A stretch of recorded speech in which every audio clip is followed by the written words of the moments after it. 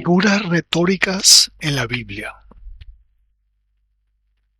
Definiciones. Una figura es sencillamente una palabra o frase modelada según una forma especial, diferente de su sentido o uso ordinario.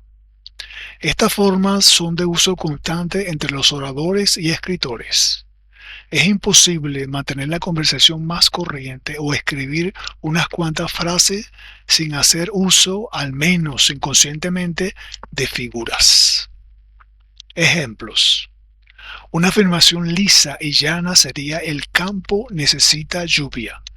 Esto no necesita ninguna interpretación. Está claro, está definiendo la realidad. El campo necesita lluvia, pero también podemos decir: el campo está sediento. Y esto ya es una figura. Estamos diciendo lo mismo en otra manera. No es cierto literalmente que el campo tenga sed, pero eso es una figura. Se entiende y además está llena de calor y vida. Se entiende la misma idea, de otra manera. Otros ejemplos serían: tiene un corazón duro, tiene una voluntad férrea, es un pasaje escabroso, los árboles del campo aplaudirán. Todo eso son figuras retóricas. Ejemplos de figuras retóricas en la Biblia. Estas son algunas.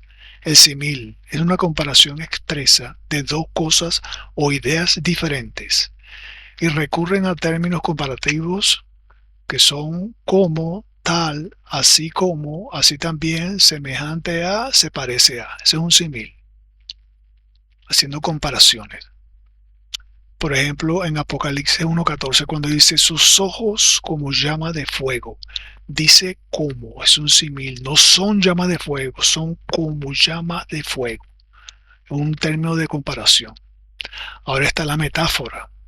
La metáfora implica una comparación también, comparación aquí y comparación aquí, entre dos cosas diferentes. Dos cosas diferentes. La metáfora no recurre a términos comparativos, como el símil, como, tal, así como, así también, semejante a, se parece a, sino que afirma la relación de identidad, como en Juan 6:48, que dice, donde Jesús dice: yo soy el pan de vida. Esa es una metáfora. No utiliza ni como, ni tal, ni así, pero por supuesto que Él no es un pan de vida, sino que está dando una metáfora. Esto sería un símil si pusiéramos aquí, yo soy como un pan de vida, ok, entonces es un símil, pero no lo está haciendo, sino lo está afirmando, entonces es una metáfora, porque no es un pan. Esas son figuras retóricas. Luego, una hipérbole. Una hipérbole es una exageración deliberada que procura recalcar algo, exagerando para recalcar. La hipérbole puede hallarse en todos los idiomas. Por ejemplo, en el Salmo 6:6 dice: me he consumido a fuerzas de gemir. Todas las noches inundo de llanto mi lecho y riego mi cama con mis lágrimas. Está exagerando todo, pero está recalcando algo. Entonces uno ve el contexto, lo que dice antes y después, entonces entiende por qué está usando esta figura retórica aquí. Luego tenemos la metonimia. La metonimia es una figura asociada que ocurre a la mención de algunos objetos o ideas para referirse a otros objetos o ideas de alguna manera relacionados entre sí. O sea, habla de una cosa, pero se refiere a otro. Un ejemplo de una metonimia lo constituye el siguiente anuncio: salió a él toda la provincia de Judea. Es una metonimia. La metonimia consiste en el uso de provincia, ya que no era la provincia la que salía a él, sino la gente. Tomar lugar provincia por la gente. Y a eso se le llama metonimia. También ocurre una hipérbole. Nota de paso la hipérbole presente en la frase toda. Hipérbole es una exageración. Toda la gente está exagerando. Toda la gente acudía a él, salía a él toda la provincia. La provincia no puede salir a él, es una metonimia. Y toda la gente tampoco puede ir a él, está exagerando.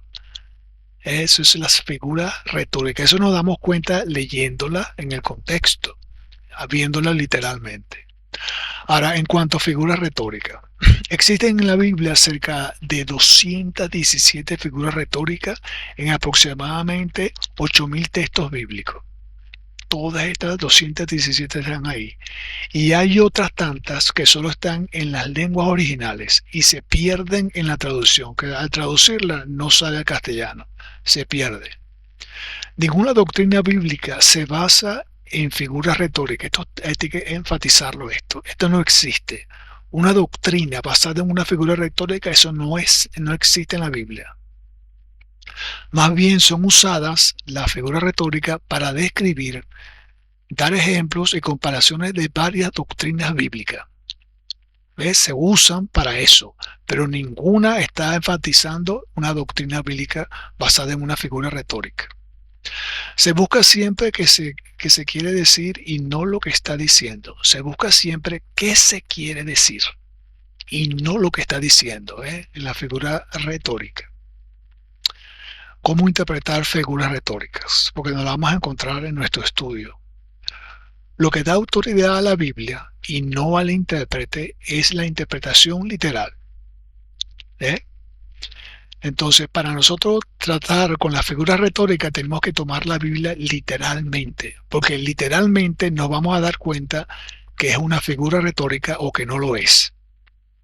Y no caer en esto, que la autoridad, no vemos la Biblia literalmente, sino alegóricamente, que es lo opuesto, y entonces la Biblia pierde su autoridad y la autoridad toda cae en el intérprete, porque está interpretando alegóricamente. Y eso no es, la Biblia no está hecha para eso. Siempre tiene que ser interpretada literalmente.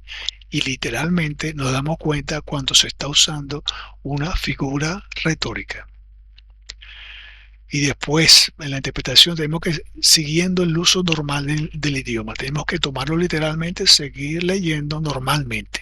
Y nos damos cuenta dónde están. Siguiendo las normas comunes de la gramática, tomando en cuenta la forma literal general del pasaje. Así que interpretamos las figuras retóricas.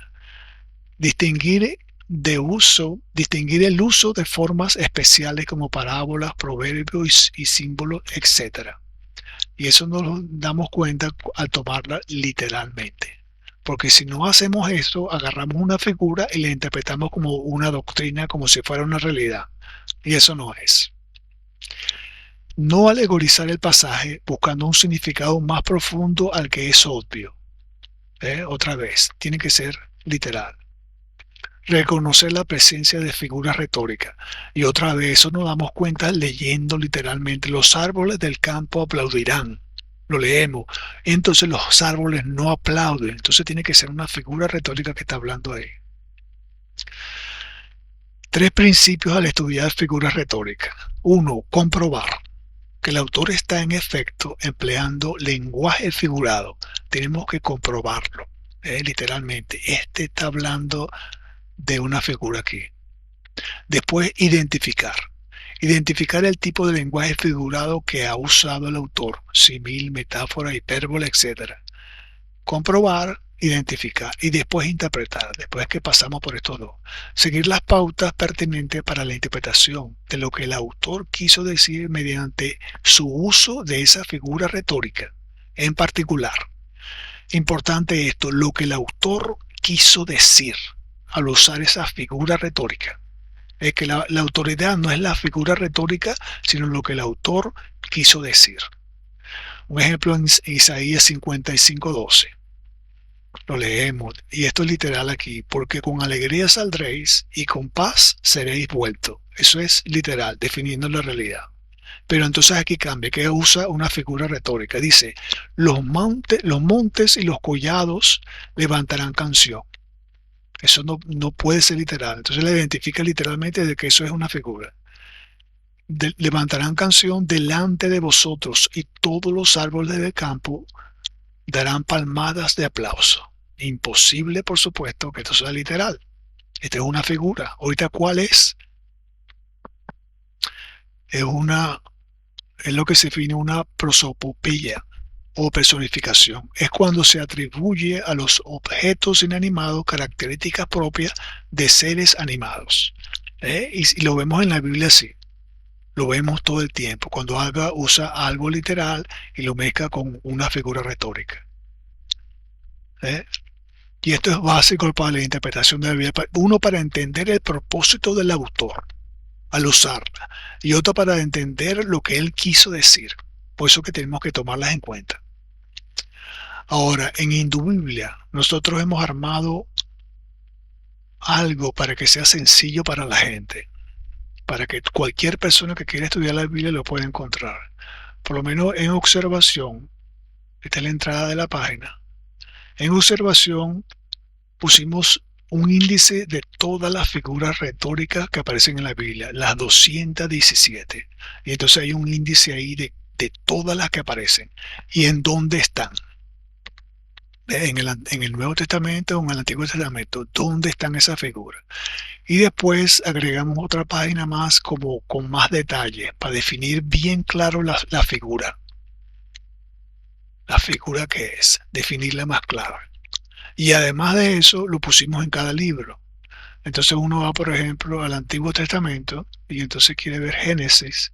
Y en Génesis está una lista de páginas de ayuda y entonces aquí aparece figuras. Uno pisa aquí en figuras y entonces aparece cuántas figuras hay en Génesis, dónde están y qué tipo de figura es. Cómo Moisés usa esa figura. Entonces, para saber algo más de esa figura, uno pisa aquí en figura, en la figura y da la definición. Lo lleva a una otra página y le da la definición. Y también la pusimos en el Nuevo Testamento. Uno va aquí al Nuevo Testamento, abre el Nuevo Testamento, aparecen todos los libros y entonces en cada libro está también figuras. Entonces uno pisa aquí en Mateo y están las figuras, todas las figuras de Mateo, la referencia, el número y cada una definición de cada una de ellas. Y así sigue por cada uno de los libros, del Antiguo y del Nuevo Testamento. En todos aparece la palabra figura. Eso es lo que queríamos hacer aquí en Indubiblia para que cualquier persona se ponga a entender las figuras retóricas y no le tenga miedo a eso. Más bien disfrute cómo el autor está expresando su idea.